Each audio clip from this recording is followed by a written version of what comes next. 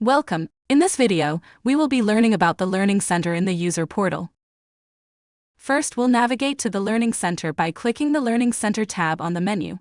The Learning Center is a comprehensive resource hub within the Desk Director user portal designed to empower users with the knowledge and skills they need to maximize their efficiency and effectiveness.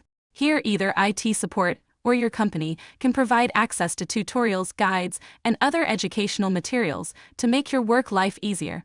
There are two sections of the Learning Center, the Important Items section and the Other Items section. The Important Items section is where either your IT support provider or your company can put the learning materials they believe are important and should be displayed prominently in the Learning Center, while the Other Items section is for other standard learning materials.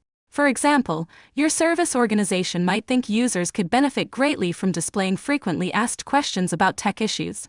Additionally, your company thinks it's important that health and safety training be one of the first learning resources you should look through, and they want to put that in the Important Items section as well.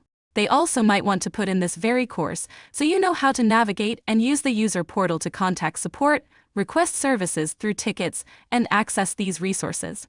As previously mentioned, there may be other resources that they want to appear less prominently in the Other Items section, and this might include a guide on how to use Microsoft Teams. Some items might link straight to a document or web page. For example, let's click on the Microsoft Teams Quick Start Guide. That link leads directly to a document embedded into the Learning Center. At the top right of the Learning Center, you will see an Open in a New Tab link. Clicking this will open the document in a new tab. Now let's click this arrow to go back to the previous Learning Center menu. While some links like Microsoft Teams Guide lead directly to embedded documents or new tabs with the attached document, some lead to further menus of resources. For example, let's look at the Company Health and Safety Training item. Here you will find more links to documents. These links will lead to documents or websites.